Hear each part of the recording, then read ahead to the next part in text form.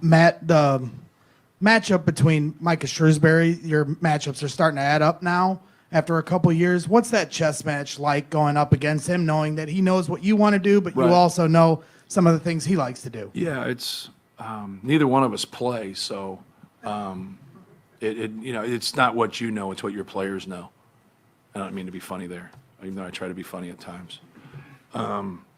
Yeah, you go and sometimes you think like, man, like when we run like after timeout stuff, I would say 60 to 70% of it is from him. So it's a little surreal, right? And so when he came on board, he handled the defense for the Boston Celtics for 6 years, but he handled our offense. And I just kind of compared it to like a prosecuting attorney and a defense attorney. And so like that prosecuting attorney doesn't make a lot of money, right? And so like now he wants to make money after being a prosecuting attorney, and now he wants to go to the defense side, but he has no idea of being a defense attorney, but he knows how he thinks because he's always battled him. And so then he just flipped it and went to all the after timeout stuff. I just said, whatever you guys struggled to guard when you were the defensive guy of the Celtics, I said, I want to run that stuff. And let's just flip it on people. So he just took from about 15 organizations, like 3-4 plays from each one of them. And then we just kind of went from there. So now you come here and you come full circle. It's a player's game, right? You got to have organization. You got to have structure. You got to know what you're doing.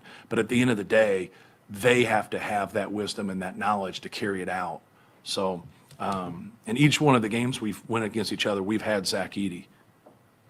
And so like I think I think our personnel's been better than their personnel. So I don't think that's fair when you look at things of that nature, because we don't have to scheme against them and they have to scheme against us. And if they don't scheme against us, you're going to see what happens in the second half of that palestra. And now that's what he flipped right there. They just fell asleep with Mason Gillis 3 or 4 times, and they shouldn't have. But I thought his game plan and what he was doing, dragging Edey out with Hen, was very intelligent. And then I thought the quick double right there, you still got a double in my opinion.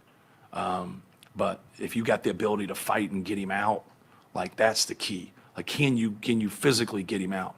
The people that did the best work against him was St. Peter's, and their big guy was 6'8", 210, 215. So take it for what it's worth. It's also, the fight inside people. Like, are you willing just to fight the whole game? And then can you fight without fouling? A couple of those bigs for St. Peter's were able to do that. And a lot of people aren't. A lot of people aren't. They get fatigued and all of a sudden they do something stupid and they grab him, they hold him, they put their knee up as Keister, You